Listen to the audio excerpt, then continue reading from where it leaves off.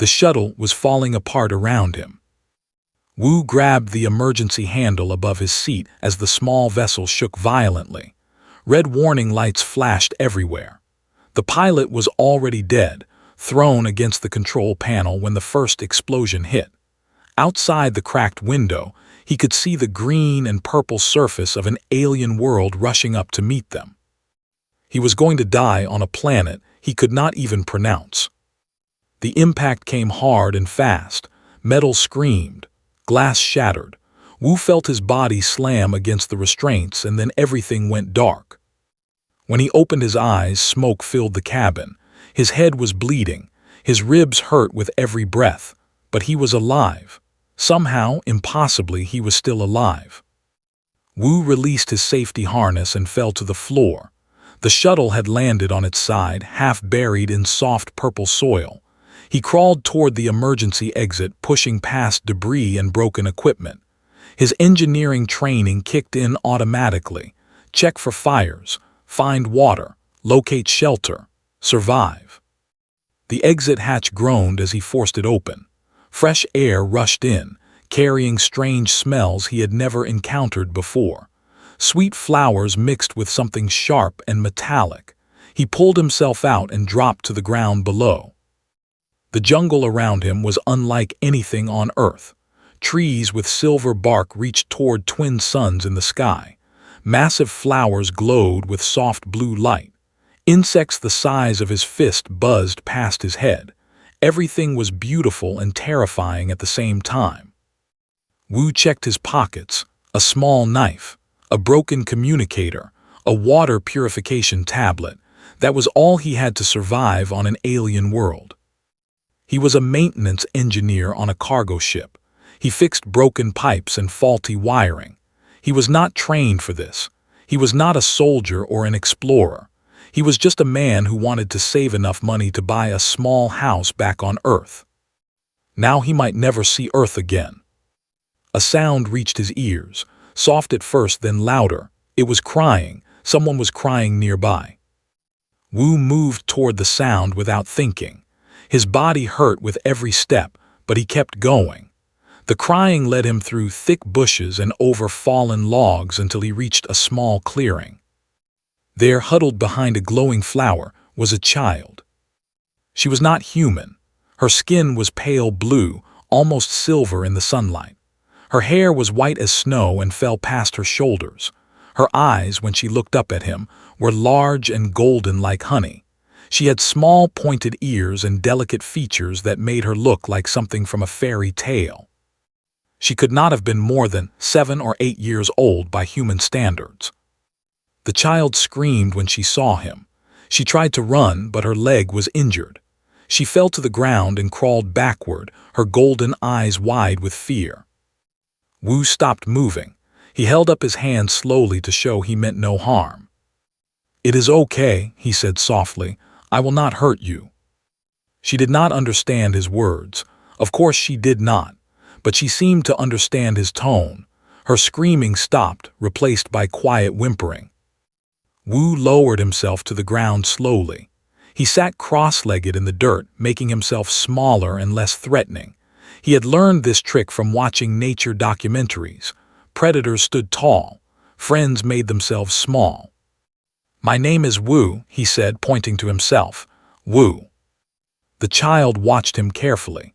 Her breathing was still fast, but she was no longer trying to escape. "Wu," he repeated, tapping his chest. After a long moment, the child spoke. Her voice was musical, like wind chimes in a gentle breeze. She said quietly, touching her own chest. Wu smiled, "Hello." He noticed her leg then. The injury was bad. A deep cut ran from her knee to her ankle, and the blood was dark purple instead of red. She must have been running from something when she got hurt. Slowly, very slowly, Wu moved closer, tensed but did not run. He reached into his pocket and pulled out his small knife.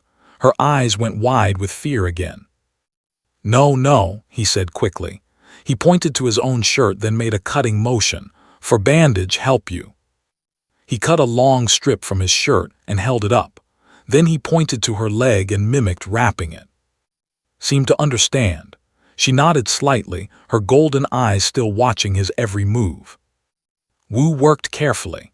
He cleaned the wound as best he could with water from a nearby stream, winced but did not cry out. She was brave, this little alien girl, braver than most adults he knew. As he wrapped her leg with the cloth, he heard voices in the distance. They were not friendly voices. They were harsh and angry, shouting commands in a language he could not understand. Heard them too. Her whole body went stiff with terror. She grabbed Wu's arm with surprising strength, her small fingers digging into his skin. "Please," she whispered. It was the first human word she spoke, and she spoke it perfectly. "Hide, they want to kill me." Wu's blood went cold. Kill her, kill a child. He did not ask questions. He did not hesitate. He scooped into his arms and ran. The jungle was thick and confusing. Every direction looked the same. But Wu kept moving, pushing through branches and jumping over roots. Clung to his neck, her face buried against his shoulder. Behind them, the voices grew louder, closer. Wu spotted a hollow beneath a fallen tree. It was small and dark, covered with vines and moss. He dropped to his knees and pushed inside. "Stay quiet," he whispered. "Do not move." Her golden eyes looked up at him with something he had not expected to see. Trust, complete and total trust. Wu covered the hollow with more vines and leaves. Then he picked up a large branch and walked in the opposite direction, making as much noise as possible. If someone was hunting this child, they would have to go through him first. He was just an engineer. He fixed broken things. He was not brave or strong or special in any way. But right now, he was all she had. The twin suns began to set, painting the alien sky in shades of orange and pink. Somewhere in the jungle, hunters searched for a princess. And somewhere else, hidden in the dark, a little girl waited for a human who had promised to keep her safe. Wu did not know who she was or why anyone wanted her dead. He did not know if he would survive the night. He did not know anything about this strange world or its people. But he knew one thing with absolute certainty. He would protect her, no matter what it cost him. Because that was what humans did. They protected the innocent. They fought for the weak. They stood between danger and those who could not defend themselves. Even when they were afraid, especially when they were afraid. The first night on an alien world had begun, and Wu was already fighting a war he did not understand. The hunters passed within 10 feet of Wu's hiding spot. He pressed himself flat against the silver tree bark, barely breathing. Through the leaves he could see them clearly. They were the same species as, but taller and broader, warriors. Their blue skin was darker, marked with black tattoos that covered their arms and faces. They carried weapons that glowed with pale light. 3 of them, all searching for a little girl. One of the hunters stopped and sniffed the air. His golden eyes scanned the jungle around him. Wu's heart pounded so hard he was certain they could hear it. But then the hunter moved on, following a false trail Wu had created earlier. The 3 warriors disappeared into the thick vegetation, their harsh voices fading into the distance. Wu waited. He counted to 100 in his head. Then he counted again. Only when he was sure they were gone did he move. He found exactly where he had left her. She was curled into a tiny ball inside the hollow, her eyes squeezed shut. When she heard him approach, she flinched. "It is me," Wu whispered. "They are gone." Opened her eyes. Tears had left wet tracks down her silver-blue cheeks. She reached for him with both arms, and Wu lifted her gently from her hiding place. "We need to move," he said. "Can you walk?" She tested her injured leg and winced. The bandage was already soaked with purple blood. She could walk, but not far and not fast. Wu knelt down. "Get on my back." Climbed onto his shoulders, wrapping her thin arms around his neck. She weighed almost nothing. Her body was warm against his back, warmer than a human child would be. They traveled through the night. The twin moons of this world gave enough light to see by. Wu moved carefully, avoiding open areas where they might be spotted. His engineering mind started working on the problem. They needed water. They needed food. They needed shelter. But most importantly, they needed to get far away from those hunters. "Where is your home?" he asked quietly. Pointed toward a distant mountain range. The peaks were so tall they disappeared into the clouds. "Far," she said, "very far." Wu looked at the mountains. They had to be hundreds of miles away. With his injuries and her leg wound, it would take weeks to reach them on foot, and the hunters would find them long before then. But he started walking anyway, one step at a time, one foot in front of the other. As they traveled, began to talk. Her voice was soft and musical, sometimes switching between her language and broken human words. She had learned some English from diplomatic broadcasts, she explained. Her people had been watching humans for many years. She told him she was a princess. Her mother was queen, ruler of the people. Her father had died in a war before she was born. She was the only heir to the throne. And there were those who wanted the throne for themselves. "Bad men," said, her voice thick with hatred. "They killed my guards, they tried to kill me. I ran into the forest." Wu understood now. This was not random violence. This was an assassination attempt, a political coup, and he had stumbled right into the middle of it. "Your mother," he said, "does she know you are missing?" Shook her head sadly. "Communication broken, cannot call for help." They were alone, completely alone on a hostile planet with trained killers hunting them. Wu should have been terrified, part of him was, but a larger part of him felt something else. Determination. This child needed him. She was counting on him. He would not let her down. They found a small cave as the first sun began to rise. It was barely large enough for both of them, but it was hidden from view and protected from the wind. Wu sat down gently and checked her wound. "I need to clean this again," he said. "It might hurt." Nodded bravely.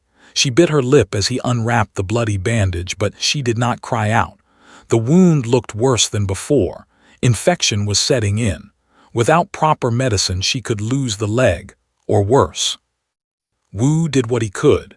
He found plants that looked similar to aloe and used their gel on the wound. He did not know if it would help or harm her alien biology, but doing nothing was not an option. "You are kind," said as he worked. "My teachers said humans were cruel. They said humans were dangerous animals." Wu smiled sadly.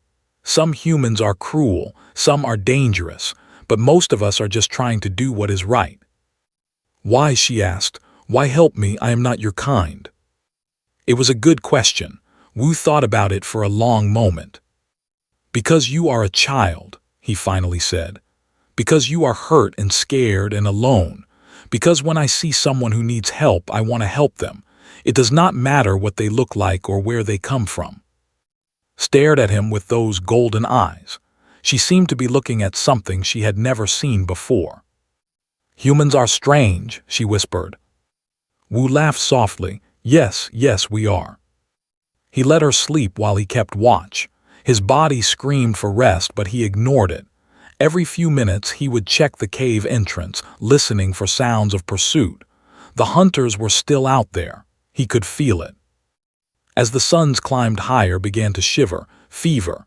The infection was spreading. Her blue skin grew paler, almost white. Her breathing became shallow and fast. Wu held her close, sharing his body heat. Human temperature was apparently warmer than normal. She pressed against his chest, seeking comfort from the warmth. "Tell me about Earth," she whispered weakly.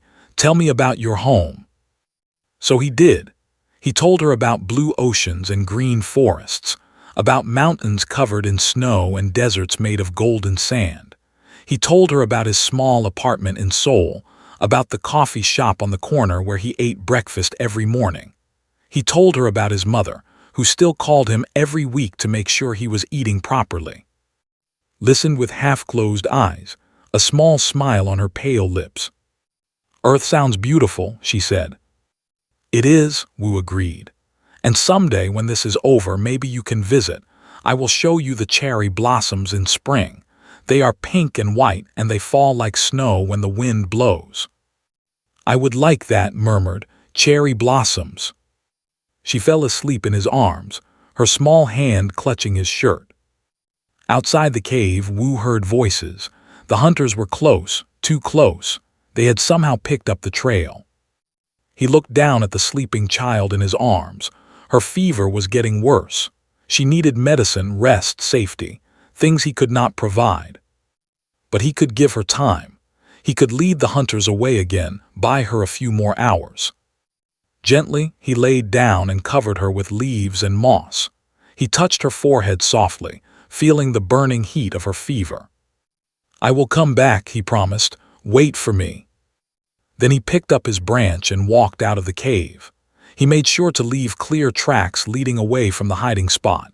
When the hunters found him, they would think he was alone. The second sun was setting now. Orange light filtered through the silver trees. Somewhere in the jungle, 3 killers were searching for a princess. They were about to find something else instead. They were about to find a human who had nothing left to lose. The hunters found Wu at the edge of a canyon. He stood with his back to the drop, a broken branch in his hands. Across from him, the 3 warriors spread out in a half circle. Their golden eyes glowed in the fading light. Their weapons hummed with deadly energy. The largest of them stepped forward. His face was covered in black tattoos, and a long scar ran from his forehead to his chin. "Human," he said, spitting the word like a curse. "Where is the princess?" Wu gripped his branch. "I do not know what you're talking about." The warrior laughed. It was an ugly sound. "We tracked you for miles, creature. We know you have her. Tell us where she is, and we will make your death quick." Wu thought about in the cave, sick with fever, alone and afraid. She was counting on him to lead these killers away. She was counting on him to keep her safe. "I already told you," he said calmly. "I do not know any princess." The warrior nodded to his companions. The 2 other hunters moved forward, their weapons raised. "Then you die slowly." Wu had never been in a real fight before, not like this. He had gotten into a few scuffles as a teenager, nothing serious. He had taken a self-defense class once, but that was years ago. He was an engineer. He fixed things. He was not a warrior. But he was human, and humans had been fighting since the dawn of their existence. It was in their blood, in their bones, in every cell of their bodies. The first hunter attacked with a glowing blade.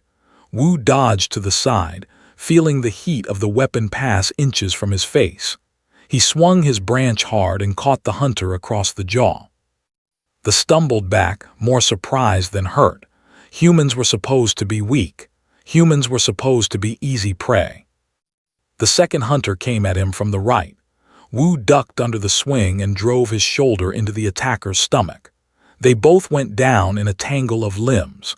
Wu's fist connected with something soft, and the hunter screamed in pain. Then the first hunter was on him again. The blade cut across Wu's back, burning through flesh like fire. He roared in agony but kept fighting. His branch caught the hunter's knee with a sickening crack. The warrior fell. 2 down, 1 to go. The leader watched with cold eyes. He did not seem worried. He seemed amused. "Impressive," he said. "I did not know humans could fight, but you are injured now. Bleeding, dying, how much longer can you last?" Wu was indeed bleeding badly. The wound on his back felt like it was on fire. His vision was starting to blur at the edges. Every breath sent pain shooting through his chest. But he was still standing, and as long as he was standing, he would fight. "Come find out," he growled. The warrior smiled, then he moved. He was fast, faster than anything Wu had ever seen.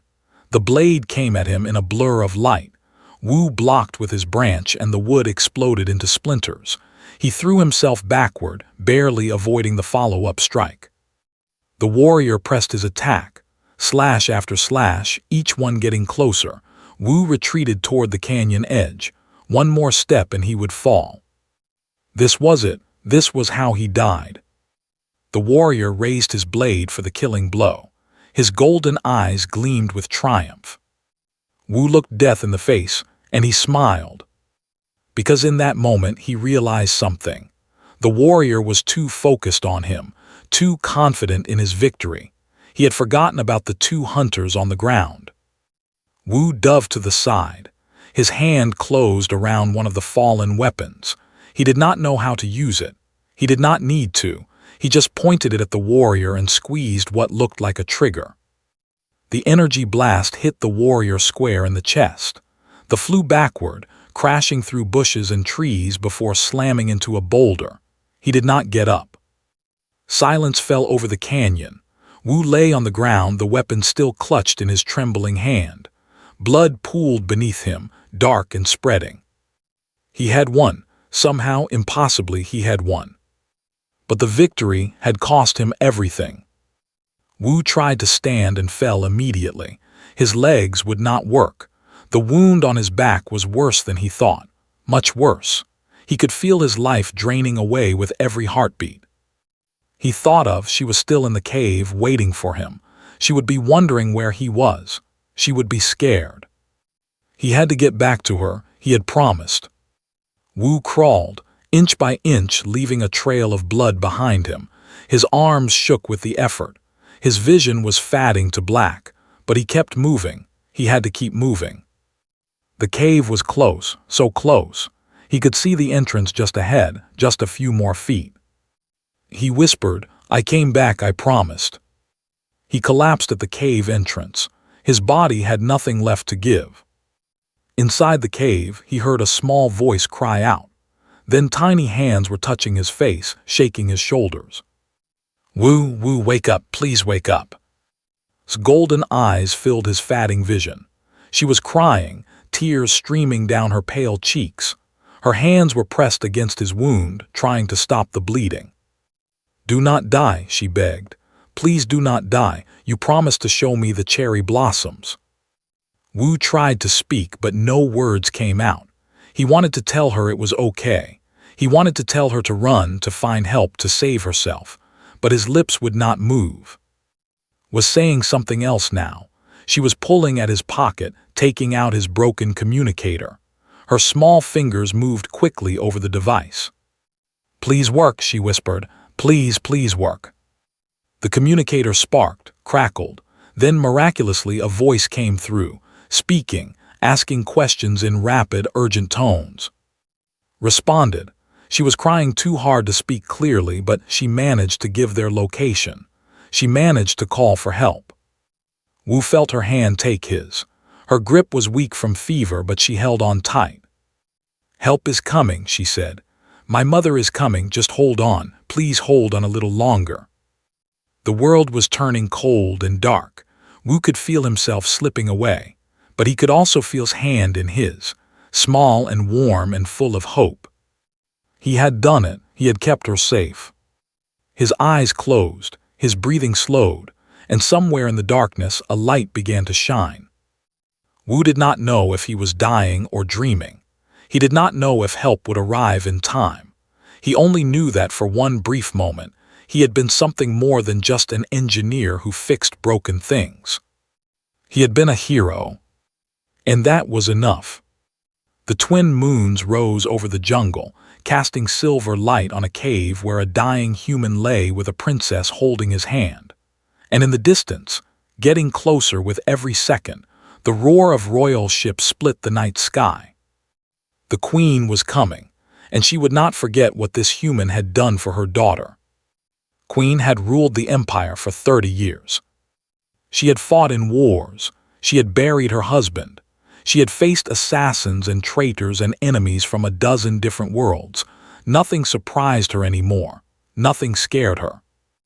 Until she saw her daughter kneeling beside a dying human. The royal ships landed in a clearing near the cave. Soldiers poured out, weapons ready, scanning the jungle for threats, but did not wait for them. She ran through the trees, her royal robes flying behind her. She called, "Mother." The princess looked up from the cave entrance. Her face was pale with fever, her eyes red from crying. She was covered in blood, purple and red mixed together. Dropped to her knees and pulled her daughter into her arms. She held her so tight she was afraid she might break her, but she could not let go. She had thought she would never see her child again. "I am here," she whispered. "I am here, you are safe now." "Mother, please," sobbed. "You have to save him, he saved me. He fought the assassins, he was so brave, please do not let him die." Looked at the human for the first time. He lay on the ground, barely breathing. His back was torn open, exposing muscle and bone. His face was pale as death.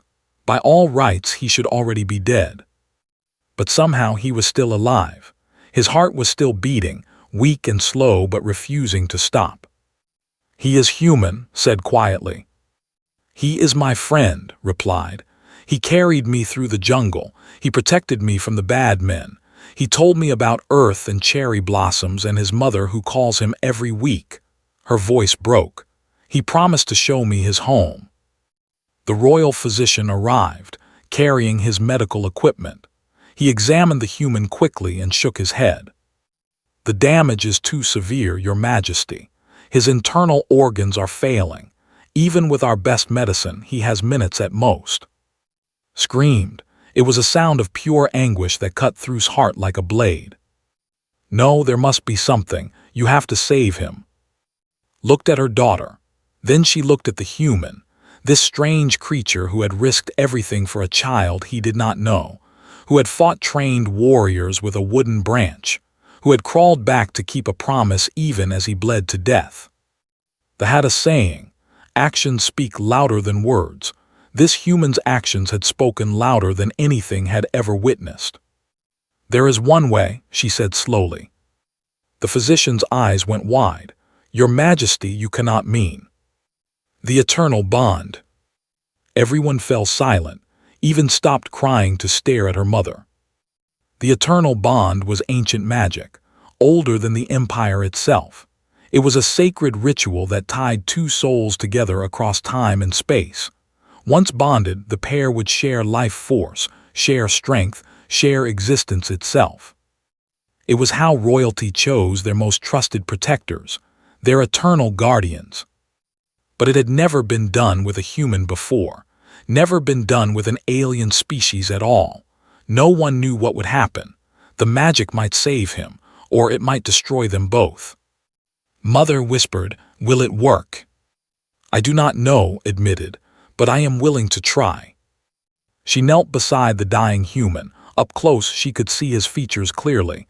He was young, perhaps 30 by human years. His face, even twisted with pain, showed kindness, gentleness. This was not the face of a warrior. This was the face of someone who cared. Placed her hand over his heart. She could feel it struggling, fighting to keep beating. "Human," she said softly, "can you hear me?" His eyes opened, just barely. They were brown, she noticed, like the bark of the sacred trees in the palace garden. He whispered, "Is she? She is safe because of you."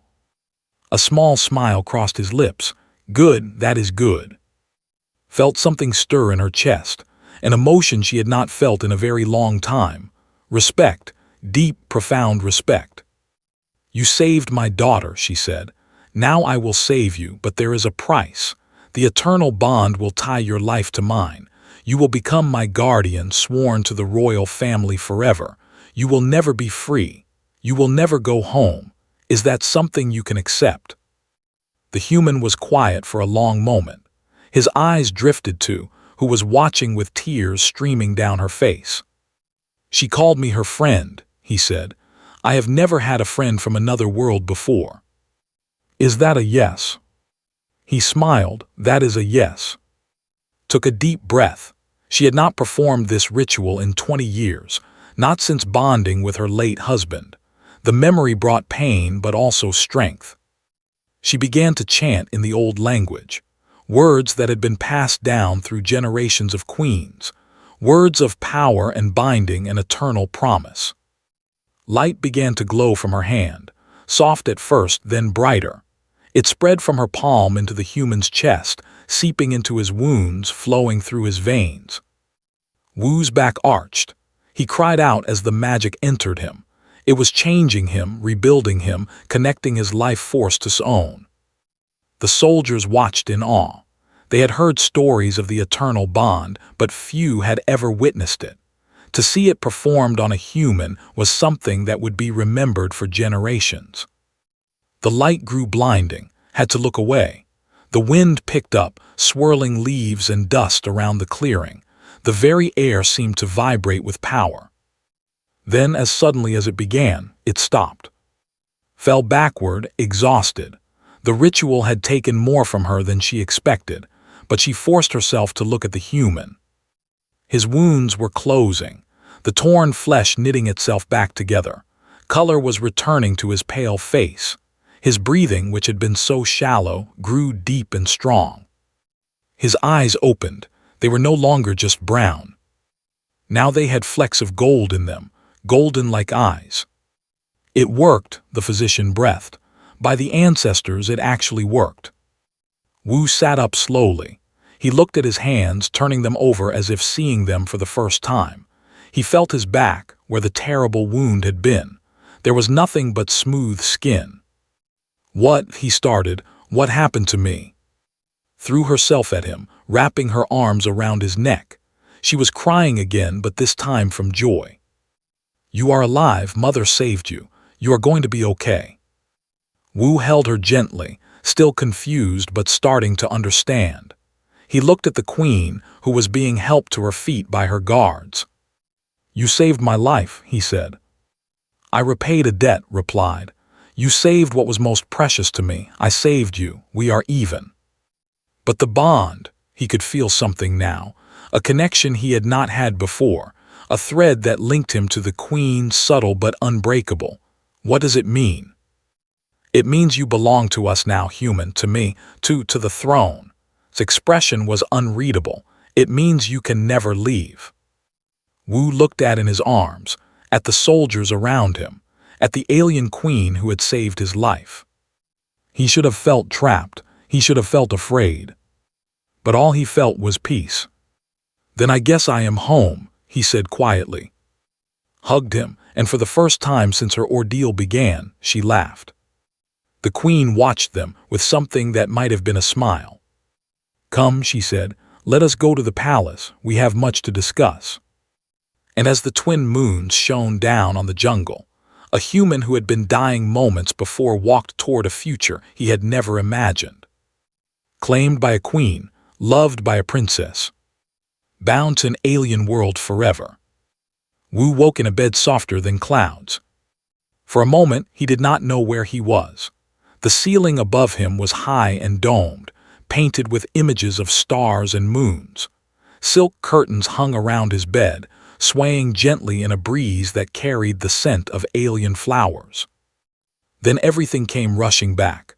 The crash, the jungle, the fight, the queen and her golden magic.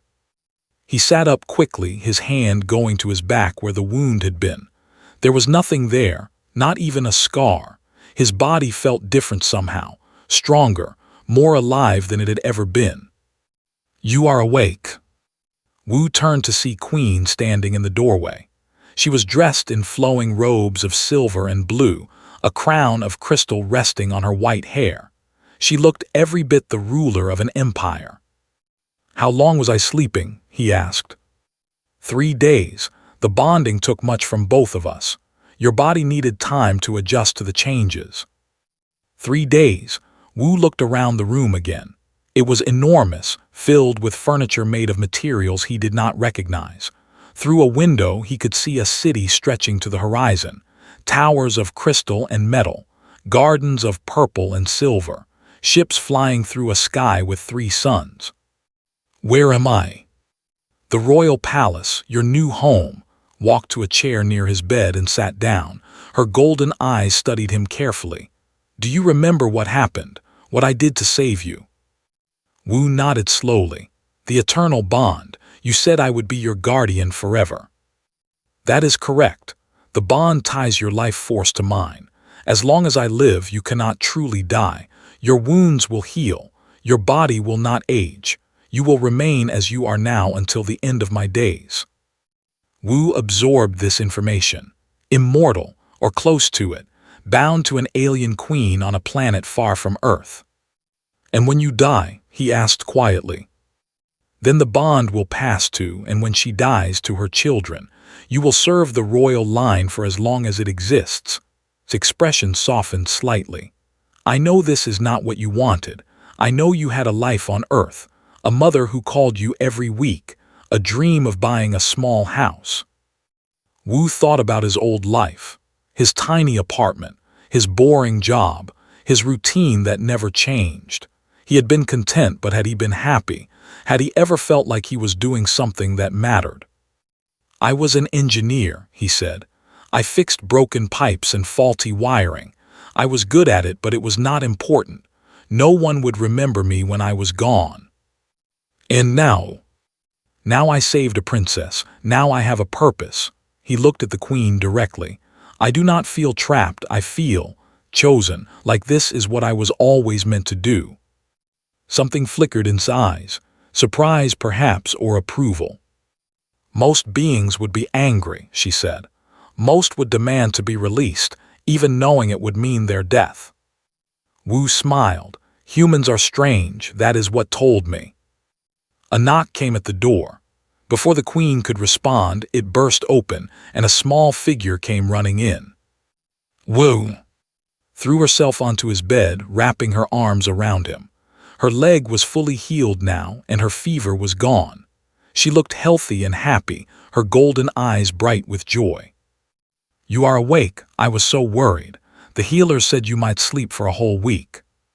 Wu hugged her back, feeling a warmth in his chest that had nothing to do with the bond. "I could not sleep that long. I would miss too much." Pulled back and looked at him seriously. "Mother told me what the bond means. She said you belong to us forever now. She said you can never go home." "That is true. Are you sad?" Wu considered the question carefully. He thought about Earth, about the cherry blossoms he had promised to show her, about the life he had left behind. "A little," he admitted. "I will miss some things, but I think this is where I am supposed to be. And besides," he smiled at her, "you are here, and your mother. That is a pretty good trade." Beamed. Then she turned to her mother with determination in her eyes. "Mother, I want Wu to be my personal guardian, not just yours, mine too." Raised an eyebrow. "That is not how the bond works, child." "I do not care. He saved my life. He is my friend. I want him to stay with me always." Wu watched the exchange with amusement. The princess was stubborn. He liked that about her. Was quiet for a long moment, then she sighed. "Very well, he will serve us both. But he will need to learn our ways, our language, our customs. He will need to train as a proper guardian." "I will teach him," declared. "I will teach him everything." "I am sure you will," the queen said dryly. She stood and looked at Wu. "Rest today. Tomorrow your new life begins. There is much to do." She turned to leave, then paused at the doorway. "Human, Wu, I have ruled this empire for 30 years. I have seen courage in many forms, but what you did in that jungle, I have never seen anything like it." Her voice was soft. "Though we're wrong about your species, you are not weak. You are not simple. You are something remarkable." Then she was gone, her silver robes disappearing through the door. Climbed onto the bed beside Wu, making herself comfortable against his side. "Mother likes you," she said confidently. "She does not say nice things to anyone." "I noticed." "Wu." "Yes." "Will you still tell me about Earth, about the cherry blossoms and the oceans and the mountains?" Wu put his arm around her small shoulders. Through the window, he could see the 3 suns setting, painting the alien sky in colors he had no names for. "Every day," he promised. "And maybe someday when you are older we can visit together. I can show you everything." "But you cannot leave," said confused. "The bond." "The bond keeps me alive. It does not keep me prisoner," he smiled. "Queens can travel, can they not? And their guardians go with them." eyes went wide with wonder. We could really go to Earth. Anything is possible. She snuggled closer to him, her eyes already growing heavy with sleep. I am glad you crashed on our planet, she murmured. I am glad you found me. So am I, Wu whispered. So am I. He sat there as the sun set and the moons rose, holding a princess from another world. His body was changed. His life was changed. Everything he knew was gone. But in its place he had found something precious, a purpose, a family, a home. He had risked his life for a princess, and an alien queen had claimed him eternally. Looking at sleeping peacefully beside him, feeling the strange warmth of the bond humming in his chest, Wu realized he would not change a single thing. This was where he belonged, not because of magic or duty or fate, but because of love. The love of a child who had called him friend. The respect of a queen who had seen his worth. And the quiet truth that had lived in his heart all along. Humans were not special because of their strength or their technology. They were special because they cared. They protected. They loved without limits and fought without hope. And sometimes, just sometimes, the universe rewarded them for it. Wu closed his eyes and smiled. He was home.